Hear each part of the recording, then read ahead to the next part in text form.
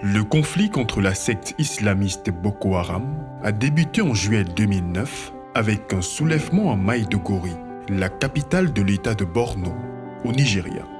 Fondé en 2002 par Mohamed Youssouf, Boko Haram prône un islam radical et hostile à l'éducation occidentale. Ce prédicateur radicaliste et fondamentaliste, qui instigue ses adeptes contre l'influence occidentale en général, et qui prône par ailleurs le djihadisme et la refondation d'un califat. Elle va donc reprendre progressivement ses activités dans 4 pays: le Nigeria, le Cameroun, le Tchad et le Niger. Après sa mort lors d'une insurrection, la secte va commencer à mener des actions violentes et épouser peu à peu la forme d'un terrorisme islamiste sous la houlette d'Aboubacar Shekau. C'est précisément en février 2013 que la nébuleuse va effectivement s'installer, puis s'enraciner au Cameroun. C'est un fait.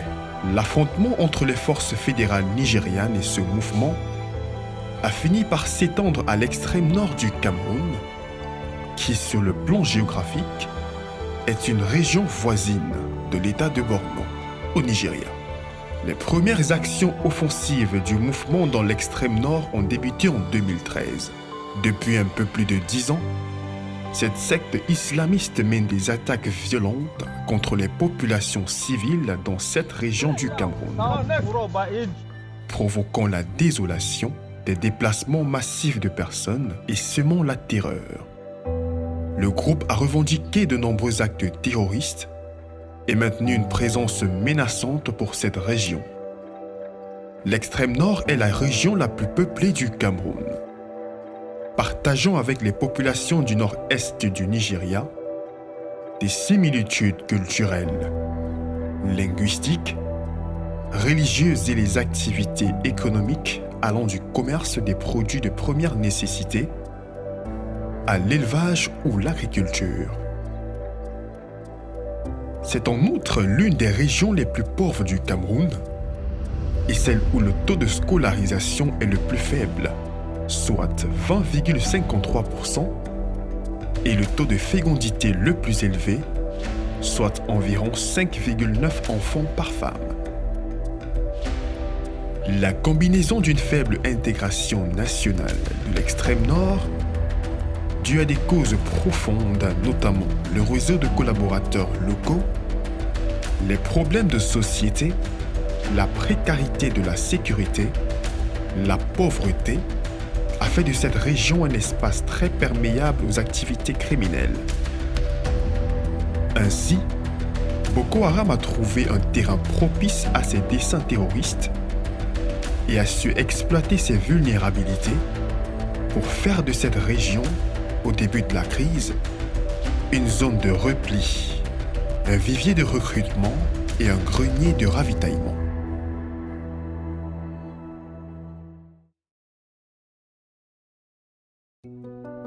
Dix ans plus tard, nous allons dans cette région pour comprendre les enjeux de cette guerre et nous enquérir de l'évolution de la situation. Arrivé à l'aéroport de Maroua Salak aux alentours de 14h30, nous prenons la direction du camp Bille, où se trouvent les postes de commandement de l'opération Alpha et du premier Bille, à environ 4 km. Nous sommes sur la nationale numéro 1, axe principal de transport de biens et de personnes entre le Cameroun, le Tchad et le Nigeria. La capitale économique Douala est à 1550 km en voiture. À notre arrivée au camp Bille, après les formalités d'usage d'identification à l'entrée principale, nous sommes reçus par le commandant de l'opération Alpha, le colonel Maïdouang Désiré. En discutant avec lui, nous sommes rapidement plongés dans le bain des opérations sur le terrain. En fait, c'est comme des villages. Ils sont installés maintenant comme si c'était des villages. Et chacun vit avec sa femme, ses enfants et tout. C'est quand il faut aller de faire des combat ou à la exactions, tout guerre, ça, que ouais. les hommes se regroupent, ils prennent les armes et puis c'est des choses. Mais sinon, c'est des villages en fait. Sinon, ça aurait été très facile avec Oui. le drone. On observe souvent avec le drone, mais comme il y a les familles, Les enfants, on oui. ne peut pas, par exemple, utiliser les hélicoptères. On est obligé d'y aller, de mettre pied et voir qui est qui. Donc, si c'est le Boko Haram, on dit si c'est femmes et enfants. Vous devez...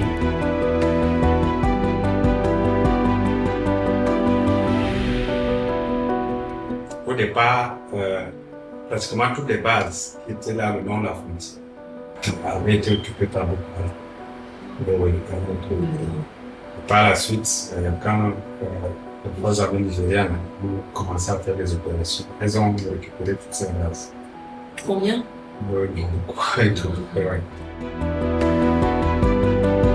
Après cette brève rencontre, nous allons faire une immersion dans le dispositif de l'opération Alpha pour découvrir, vivre un tant soit peu, le quotidien des commandos. Nous ne reverrons le colonel qu'après notre périple, juste avant le départ de Maroua.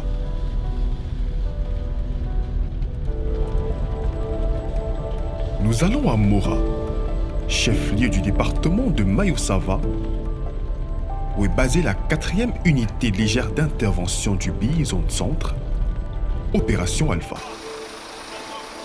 À notre arrivée, le lieutenant Atonfak, chef de cette unité, prépare le briefing de sa patrouille.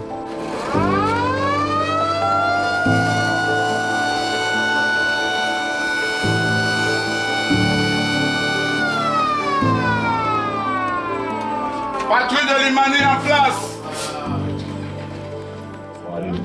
On refait toujours en garde, on refait toujours en déplacement. Nous sommes dans une zone où la menace est réelle. Pas plus tard qu'avant-hier, il y a eu l'attaque de Kouran vers le musulman. L'ennemi est là, l'ennemi manœuvre. Comme on manœuvre, l'ennemi manœuvre, il nous observe. Il nous observe. Donc, on est avec eux professionnels. On va se débarbouiller. Tout ceci se passe sous le regard attentif du lieutenant-colonel Zambonkolo, chef d'état-major de l'opération Alpha. Le chef de patrouille rappelle les consignes particulières liées à la menace, la sécurité pendant le déplacement, l'ordre de mouvement. Comme consigne particulière, nous allons nous déplacer de nuit. Nous avons 3 véhicules d'escorte et 2 véhicules que nous allons escorter. Alors, je serai en tête avec le premier véhicule, suivi de la coyote qui aura comme chef de bord Tifon. Ça. Voilà. Dans le cadre de leurs activités de routine, nous sortons en patrouille sous bonne escorte en début de soirée, direction Limani, où se trouve le poste de commandement de la 3e unité légère d'intervention Opération Alpha, zone centre. C'est le chef d'état-major qui va éclairer notre lanterne pour la prochaine étape de notre aventure qui s'annonce palpitante. Il y a des activités diurnes et il y a des activités nocturnes. Là, actuellement, nous sommes en train d'effectuer une patrouille nocturne qui part de Mora pour Limani. Concernant les risques, nous avons les risques des kamikazes, les risques des voitures piégées et les risques des engins explosifs improvisés.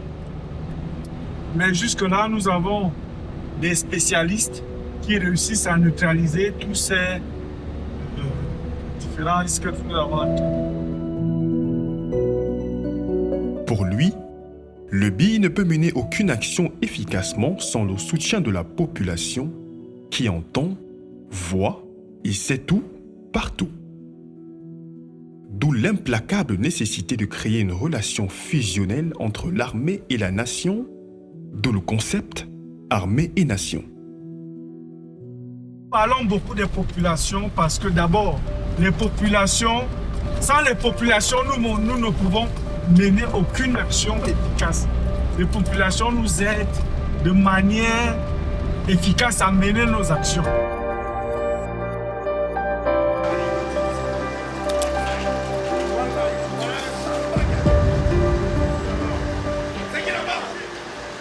La 4e ULI est placée sous le commandement du capitaine Didier Tchobwe. La particularité de ce poste de commandement est sa position géographique, qui aux heures chaudes de la guerre lui donnait un emplacement stratégique.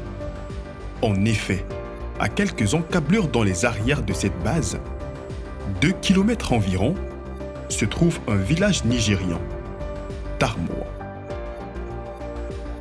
Ce dernier a été investi par les terroristes dès les premières heures de leurs offensives au Cameroun et était utilisé comme point d'appui et de préparation pour mener des actions subversives en territoire camerounais, notamment dans les localités de Limani, Boudoua, Wambaché, etc.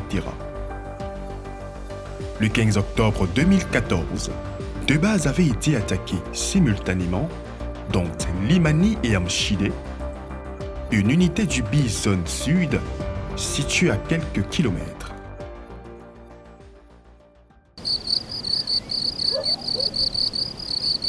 Au beau milieu de la nuit,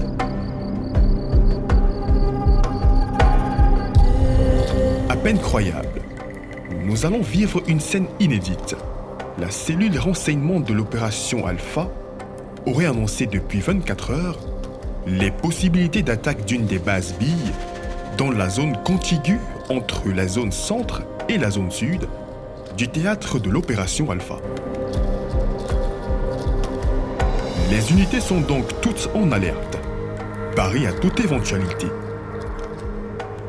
À 1h30 du matin, des indiques appellent pour signaler des individus armés non identifiés en mouvement vers le camp.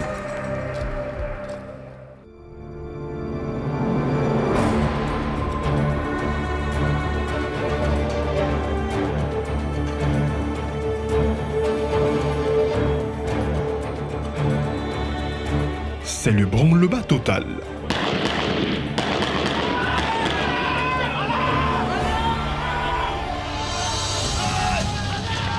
La tension monte. Les hommes se précipitent dans les postes de combat. La section d'intervention embarque dans les véhicules. Le véhicule blindé se prépare pour prendre contact avec les terroristes hors de la base. Les chefs commandent, ça gueule. Allez, battez monsieur! Chacun dans son mobile!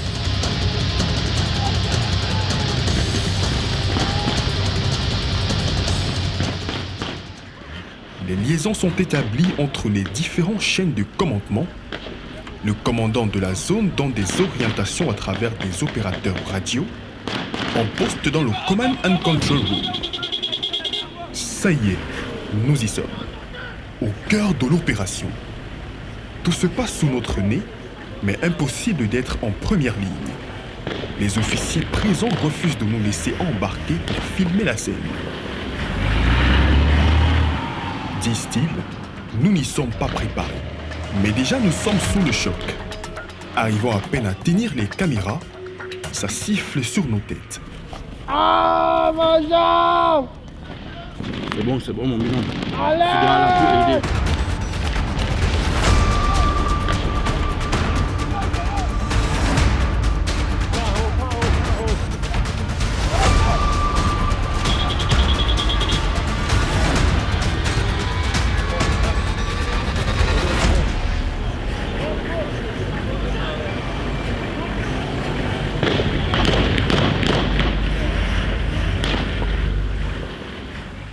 Le commandant d'unité nous rassure et quelques minutes plus tard, tout rentre dans l'ordre.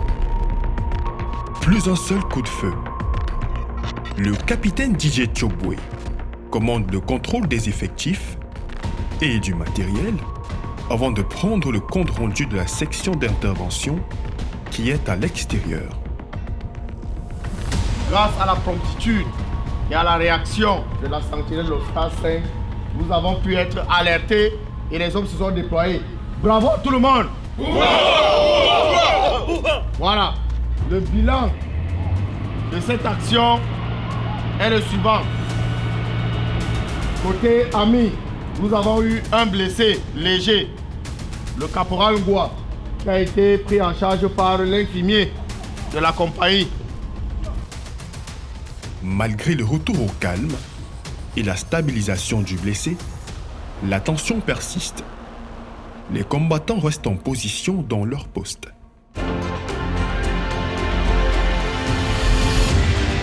Nous tentons d'arracher quelques mots au capitaine. Il nous donne quelques explications à chaud. Je suis le capitaine Choboué, je commande la 3e unité légère d'intervention du Bison Centre de l'opération Alpha. Alors, vous venez d'assister là à une scène où les membres de la secte islamiste de Boko Haram ont voulu prendre d'assaut la base. La sentinelle étant en poste a vu un binôme manœuvrer et a pris contact. Et justement, c'est à l'issue de ce contact que l'alerte a été donnée et les hommes se sont déployés, comme vous l'avez vu, et la coordination a été parfaite. Pour sa part, le succès de chaque événement repose sur l'entraînement des hommes, qui permet de développer des mécanismes sur une bonne coordination, mais aussi et surtout sur un renseignement fiable qui permet d'anticiper. Vous savez, ici à l'opération Alpha, les exercices d'alerte, c'est une prescription. Et il ne se passe pas une semaine sans que le haut commandement donne des orientations justement par rapport à ces exercices qui sont faits sous plusieurs formes. Et justement, c'est grâce à ces exercices-là que nous avons assisté à cette scène aujourd'hui où les hommes se sont déployés de manière rapide, efficace et surtout coordonnée.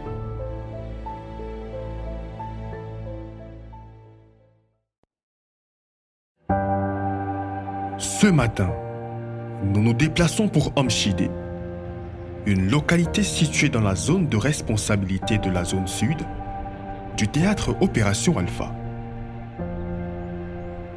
À un jet de pierre de Limani, elle est mitoyenne à la ville nigériane de Banki.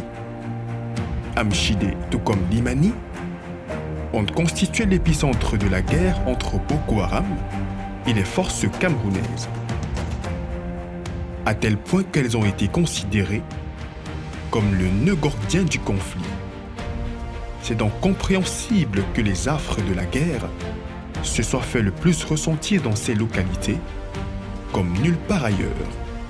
Nous empruntons le pont qui relie Limani et Amchidé et qui permet de franchir le maillot Limani. Il a été reconstruit récemment, après sa destruction en 2016 par les Boko Haram, pour tenter d'isoler les deux bases billes.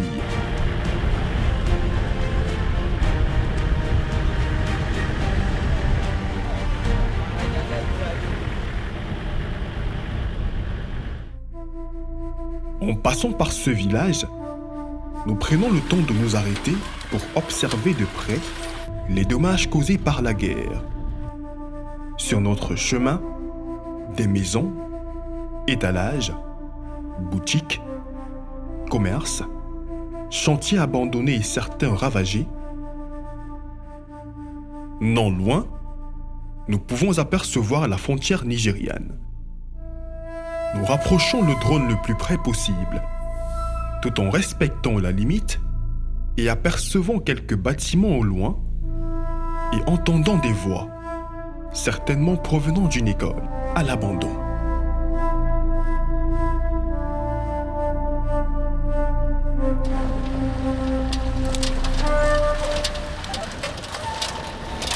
Des rues autrefois animées, désormais désertes. Tel est le triste tableau que l'on peut observer dans cette petite localité. Nous sommes dans le dispositif de la zone sud de l'opération Alpha. À quelques mètres de la base de la 2e unité légère d'intervention d'Amchidé, se trouve le poste d'une brigade de gendarmerie et la maison de la radio communautaire, tous deux abandonnés. On peut y voir les impacts de balles datant de 2014 et qui illustrent bien la dureté des affrontements. Les bombes qui s'assument. À l'entrée du camp d'Amchidé, nous trouvons les vestiges de 2 véhicules Boko Haram, dont un blindé léger à chenilles, détruit au lance-roquettes lors d'un raid Boko Haram du 15 avril 2016. Il s'agissait d'une attaque savamment planifiée. 2 assauts simultanés ont été donnés sur les camps d'Amchidé et Limani, empêchant ainsi une unité de pouvoir intervenir au profit de l'autre.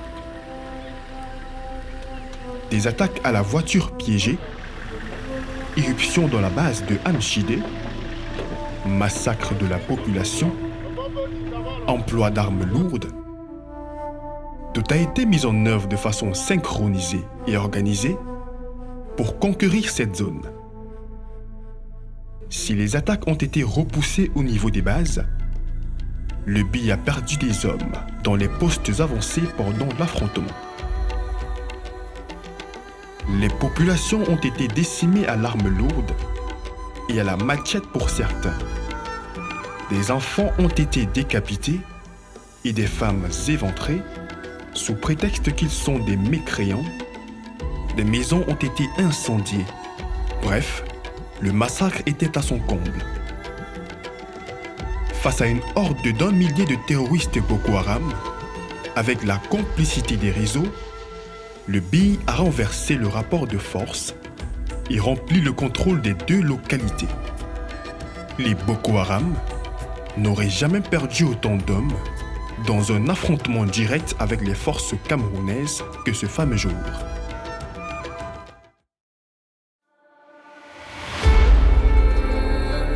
Nous profitons de notre présence dans le village pour nous entretenir avec le président du comité de vigilance d'Amchidé afin de recueillir ses sources de motivation et les détails sur leur mission. Vu dans la situation de ce que nous vivons ici, grâce vraiment au BI et Amchidé, bon, avec les chefs, c'est en base de cela qu'on parvient peut-être à acheter la torche, on parvient peut-être à acheter le petit thé au niveau de nos postes de contrôle. Mais sans ça, vraiment, nous sommes abandonnés de nous-mêmes. Bon, avec tout cela, nous ne faisons pas ça pour eux, nous faisons ça pour notre village. Selon lui, il n'aurait pas eu le courage de rester s'il n'y avait pas eu la collaboration et le soutien du BI. Tout part d'abord de la population. Si peut-être un villageois vient par exemple vers moi, parce qu'eux aussi sont fatigués de ça. Si un villageois vient vers moi, il me dit que vraiment, j'ai tel frère en brousse, il m'a appelé, il dit qu'il va faire peut-être telle chose dans tel endroit ou dans telle localité. Moi, je ne garde pas les informations pour moi. Je m'en vais vers eux, je les explique les problèmes. Et puis, s'il y a même lieu de porter même le villageois là d'arriver au camp avec lui, et puis il essaie un peu de nous édifier. Bon, si on arrive sur le terrain, chacun pour soi, si on trouve. Si on ne trouve pas, Dieu merci. Parce qu'eux aussi marchent avec les chances. Ce jeune nous fait part de son ressenti personnel vis-à-vis de ce conflit qui mine sa région depuis 14 ans. Bon, vous savez qu'il y a plusieurs sortes de Boko Haram. Quand on parle de Boko Haram, il y a celui qui est parti en brousse de son propre gré. Celui-là, je ne pense pas qu'il va revenir habiter parmi les gens. Il y a celui qu'on a arrêté de force pour le baptiser là-bas. Celui-là, s'il trouve les failles, il va rentrer et il sera parmi nous. De raison pour laquelle ce n'est pas facile pour nous vraiment pour maîtriser ce genre de choses. Mais on s'en sort avec comme ça.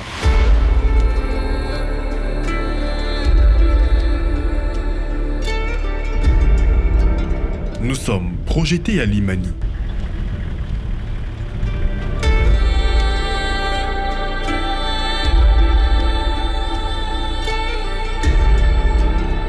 Les hommes du BI Zone Centre se préparent depuis plusieurs jours pour une mission d'infiltration baptisée Opération Blocus de la Parallèle.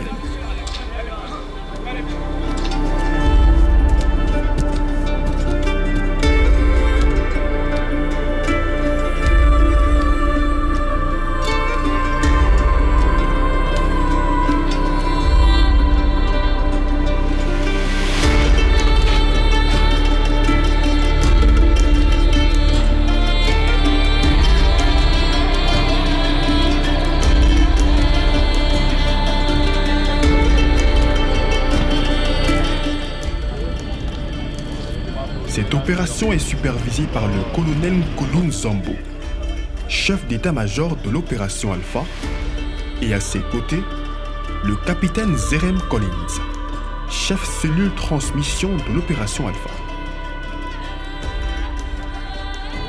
C'est le chef de bataillon Dame Sango Daniel, commandant du Bison Centre, qui a passé 15 ans au centre antiterroriste, dont 2 ans comme commandant de cette formation, qui va conduire cette mission. Comme le veut la procédure, avant toute opération de ce type, un briefing est nécessaire.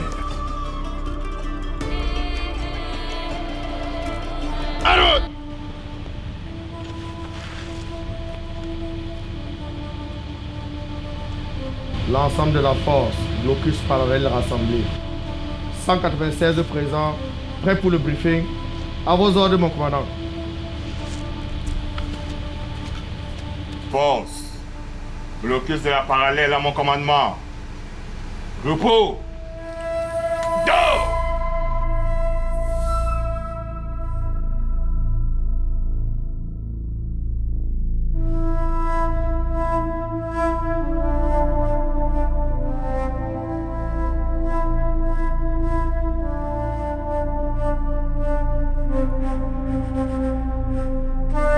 Le commandant donne à ses hommes les articulations de cette mission.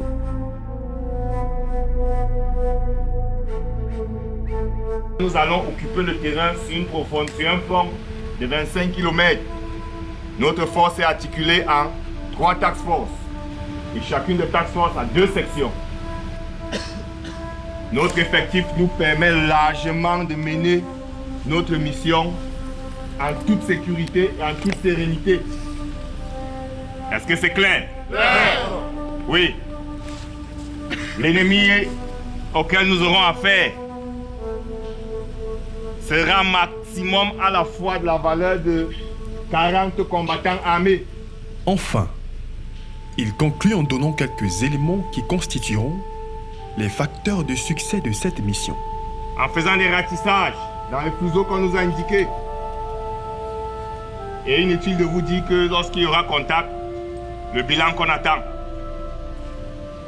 Cette nuit encore, nous avons un renseignement le plus frais qui nous signalait un mouvement d'une vingtaine de BH qui sont partis des profondeurs de chez eux là-bas et qui pourraient déjà être à l'intérieur de notre territoire. Tant mieux. Tant mieux, comme ça, à leur retour, ils vont trouver que nous sommes déjà en place. Et que la section qui tombe sur ces terroristes, ils leur fassent la fête.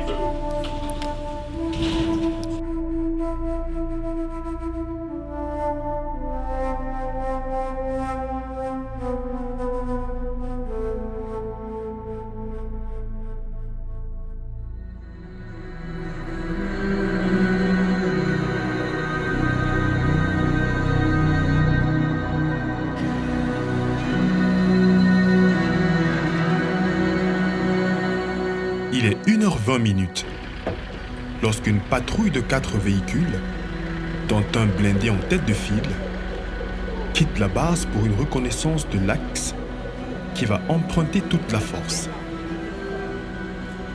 Il s'agit ici de s'assurer que l'itinéraire n'est pas miné aux engins explosifs improvisés.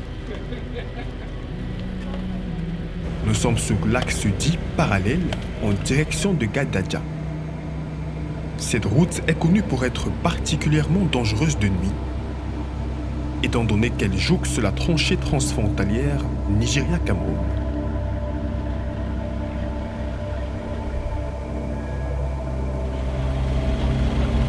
Au bout de 30 minutes,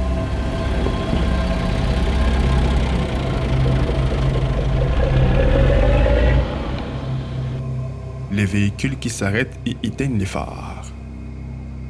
Nous nous sommes arrêtés à plusieurs reprises sur l'itinéraire pour nous assurer de la liaison entre les différents éléments du convoi et prendre les comptes rendus de l'élément précurseur qui scanne l'axe. Plus on se rapproche de la zone d'engagement, Les bavardages et les railleries entre les soldats cèdent la place unique au vrombrissement des moteurs.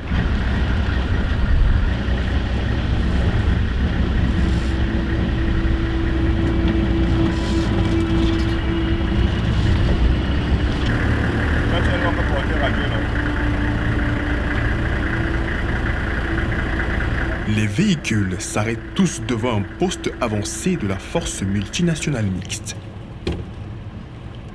C'est la force armée de la Commission du bassin du lac Tchad, composée des armées des 5, dont le Cameroun, le Nigeria, le Niger, le Bénin et le Tchad, où elle a son quartier général à N'Djamena.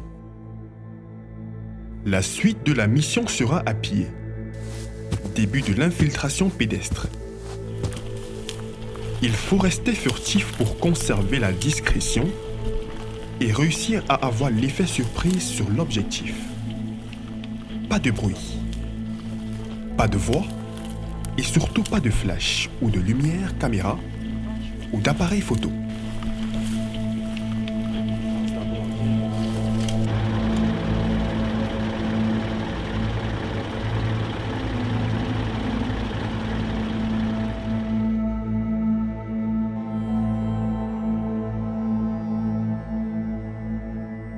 Même à pied, il faut avancer en restant prudent. Le chef de bataillon Dame Sango Daniel, commandant de la force, communique avec la section qui éclaire la progression. Elle s'avance en premier échelon et rend compte de tout ce qui est suspect.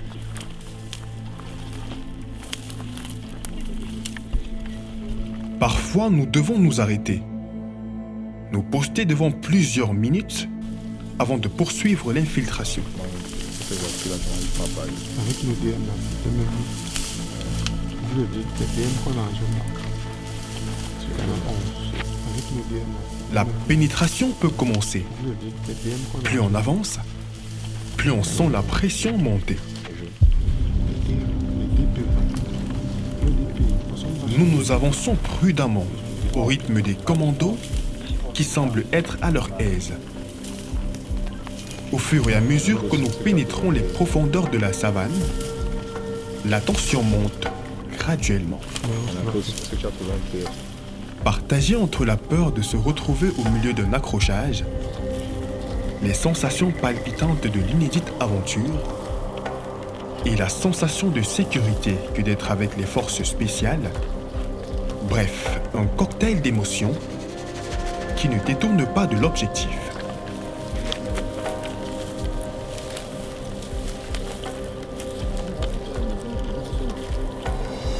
Nous allons traverser la tranchée transfrontalière Cameroun-Nigeria.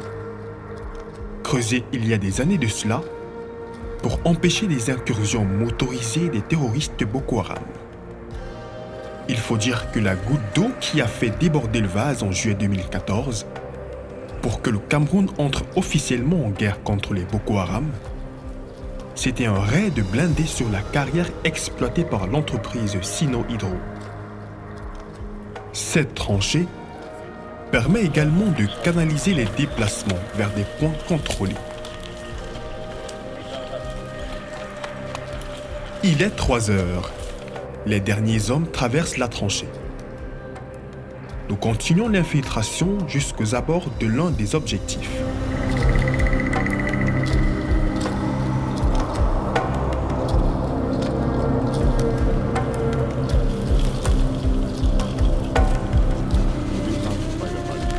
Nous apercevons les contours d'une maison abandonnée, qui se précise progressivement.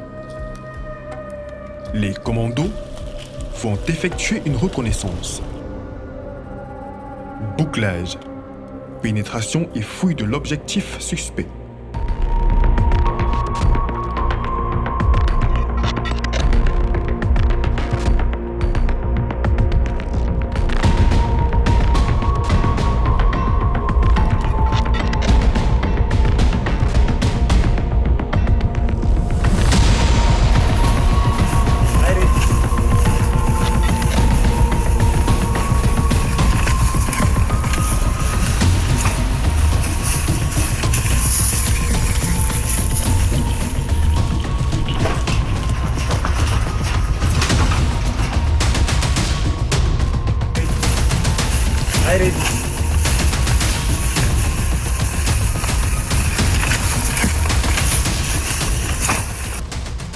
Cette fois-ci, RAS.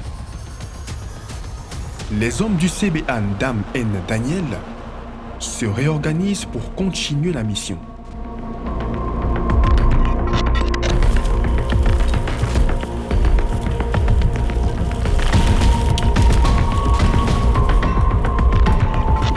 Fin de parcours pour l'équipe de tournage. Les officiers ne veulent pas nous faire courir plus de risques que cela. Il est temps pour nous de rebrousser chemin. Nous sommes escortés par quelques hommes en direction le Cameroun, tandis que les commandos poursuivent la mission suivant la planification initiale. Il est 5h30 du matin. Après quelques dispositions prises par le CBA Ndam et le capitaine Chobwe, nous regagnons la base de Limani.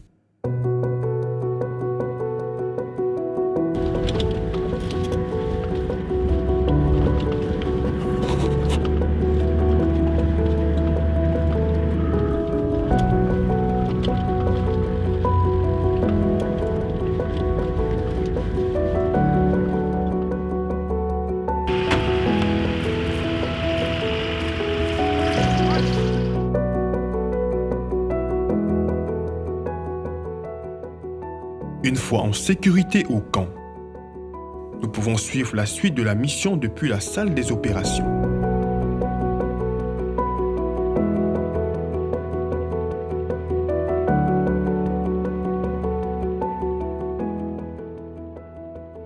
Vous êtes ici à la salle OPS de Njombe. Généralement, c'est un command and control room appelé CC Room. Et nous appelons ça salle OPS lorsque un commandant d'opération est déjà présent à la salle pour pouvoir donner les instructions. Cette salle est utilisée pour pouvoir commander les pions sur le terrain pour pouvoir réagir selon le vœu du chef.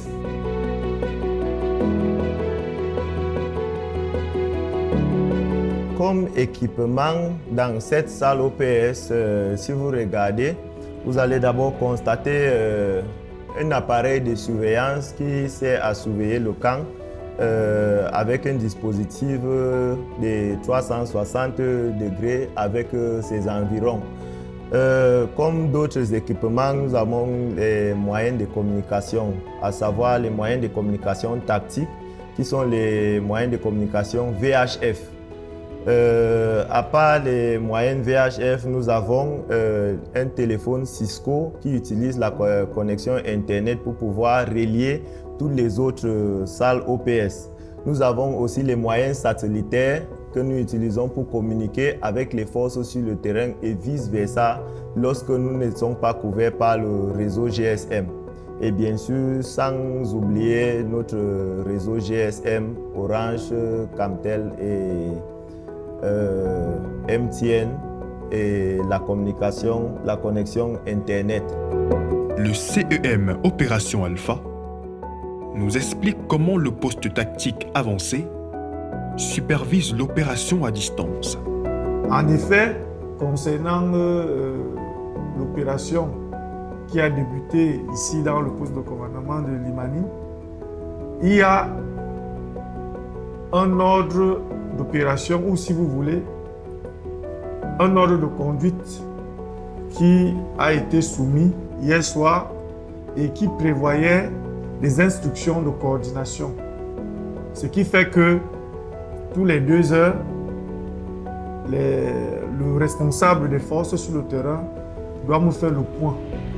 Et c'est en effet, le dernier compte rendu s'est fait il y a de cela 2 heures et je vais devoir entrer en contact avec le commandant de la force sur le terrain pour qu'il puisse me faire le point de situation de ce qui prévaut actuellement sur le terrain.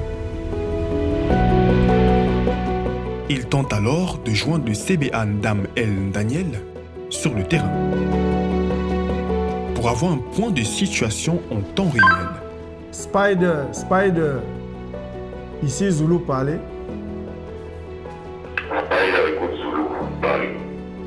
Oui, Spider, j'aimerais savoir quelle est la situation qui prévaut Dans votre théâtre, parlez.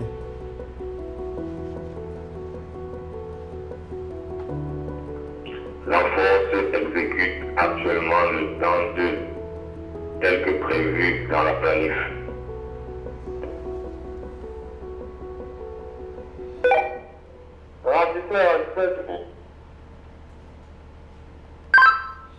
Si je comprends bien, vous êtes en train de ratisser les localités de à parler.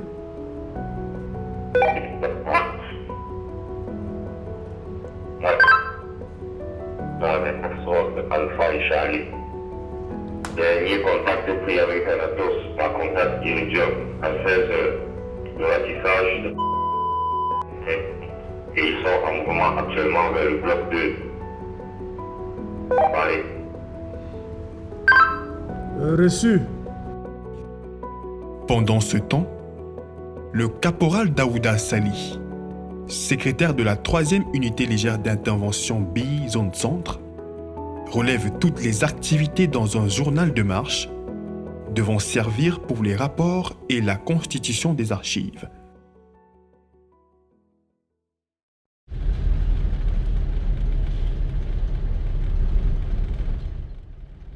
Nous partons de la zone sud de l'opération Alpha à 9h30.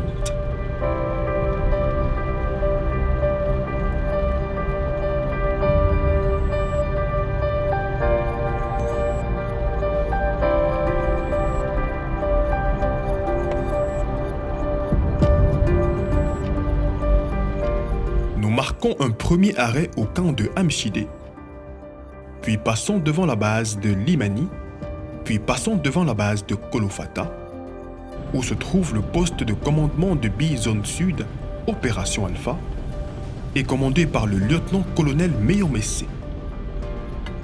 Ce bataillon, qui compte 7 unités et 8 bases, est considéré comme étant la plus grande zone de l'Opération Alpha.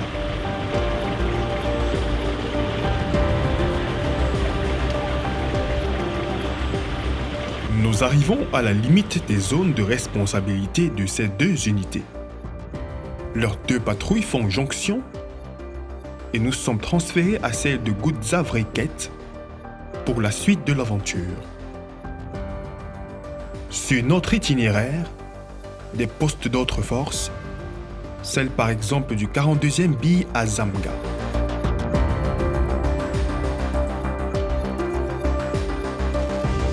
C'est le sous-lieutenant Amadou Aïdio, chef de section de la 6e unité légère d'intervention de Goudzavriket, qui va nous conduire jusqu'à la base. Lorsque nous arrivons à Djibrili, soit à 3 km, nous descendons des véhicules pour continuer à pied. Cette route est très souvent polluée à l'engin explosif improvisé et beaucoup plus dangereuse à véhicule qu'à pied. Il est donc hors de question de prendre le moindre risque.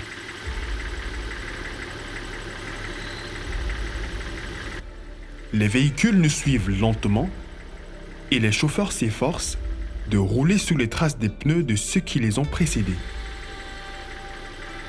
Il n'y a pas une sécurité de trop, la prudence est de mise. Les forces de défense et de sécurité le long de ce tronçon ont fait l'objet de plusieurs attaques de terroristes Boko Haram. Pour vérifier effectivement comment le scanner se passe et il est qu'il y a un temps de sécurité.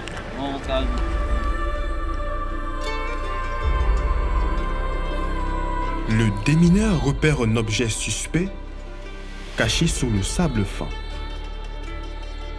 Avec précision et délicatesse, il procède à des vérifications minutieuses. Il manipule l'objet avec précaution, conscient du danger potentiel que cela représente. Il examine chaque détail, sa concentration est à son maximum et sa maîtrise est impressionnante.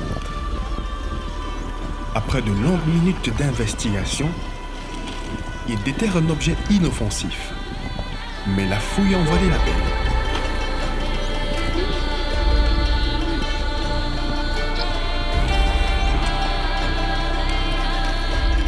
Pendant que nous progressons, le sous-lieutenant Aïdjo nous explique l'essence de leurs activités. L'accès est contrôlé à tout moment par les éléments qui sont en camp. On les va et vient. Et on a même ceux qui observent en hauteur. Donc rien ne peut nous échapper sur.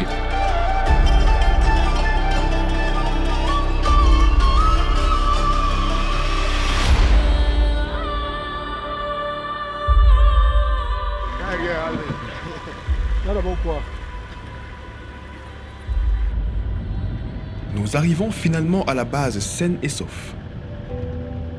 C'est le commandant de cette unité, le capitaine Mevara Glenn, qui nous accueille.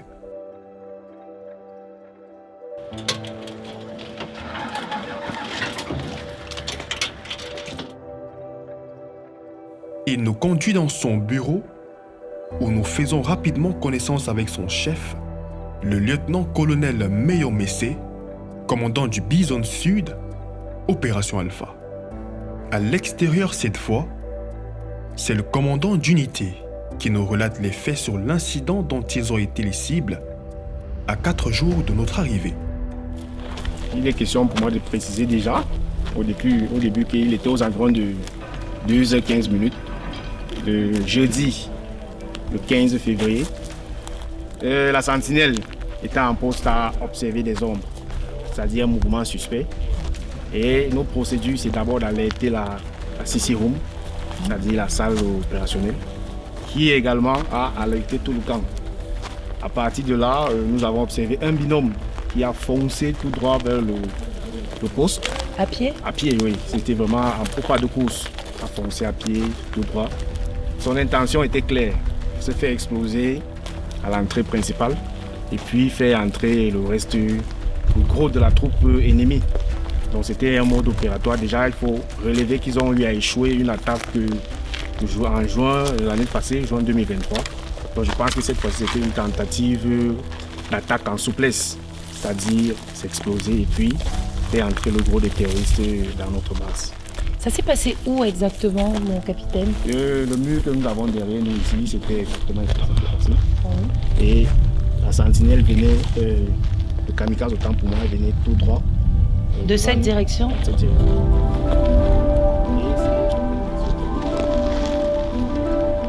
C'est à partir de là que notre sentinelle a pu frapper ce terroriste. Une attaque déjouée grâce à la vigilance d'une sentinelle posté sur le Mirador de surveillance. Il a su repérer un mouvement suspect, a donné l'alerte en prenant à partie ce terroriste kamikaze, qui venait avec pour intention de se faire exploser dans la base pour permettre aux gros de leurs troupes de faire irruption dans le camp et commettre des ravages. Un commando d'élite, titulaire de plusieurs certificats et brevets militaires, dont le plus récent en enseignement militaire supérieur du second degré, obtenu en 2023, nous parle de la zone sud qu'il commande. La zone sud est la zone la plus vaste de l'opération Alpha. Elle compte un effectif qui va dans les 2/3 de l'effectif de l'opération Alpha. Elle a 8 bases. 8 bases qui constituent 7 compagnies. Elle concentre en elle 80% de la menace de cette secte Boko Haram. Parce que déjà, de manière ethnique, c'est le point où se concentre la tribu majoritaire chez les Boko Haram. Et chaque habitant, je vais dire, la plupart des villageois ont un lien avec les Boko Haram de l'autre côté, qui fait en sorte que cette zone est la zone chrysogène, la plus chrysogène de l'opération. Il nous parle aussi de la position stratégique de cette base, affirme-t-il. Dans toute l'opération, c'est l'une des bases les plus avancées. Et elle constitue un point de passage pour le ravitaillement de la force d'opposition. Mais notre position, notre implantation ici a gêné. C'est pour ça que c'est une base qui sera Tant que la force de pression sera existante, de l'autre côté, il y aura toujours des tentatives d'attaque.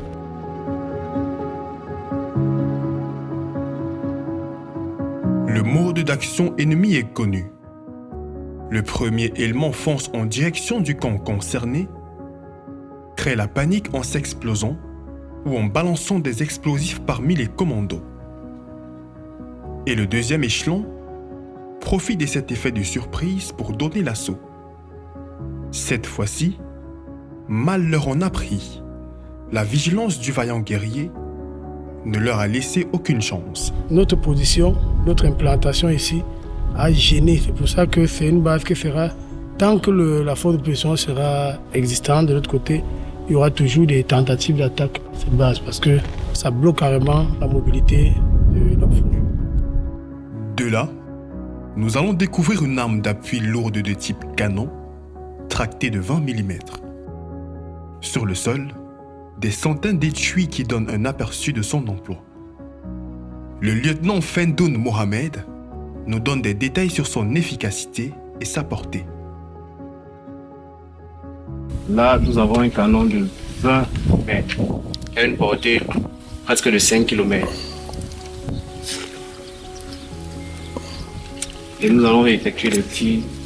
C'est un canon qui fait des tirs en rafale.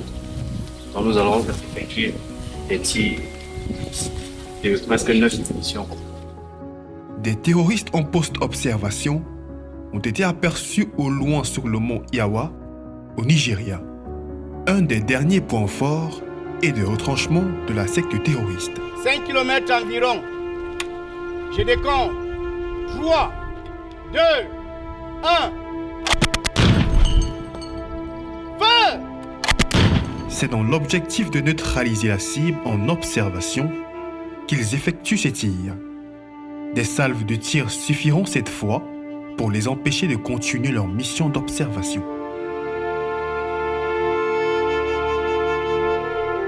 3, 2, 1.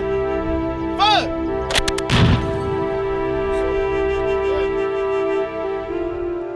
À partir du CC Room, nous constatons grâce aux caméras qui ont une portée de 6,5 km que nos fameux observateurs se sont dispersés.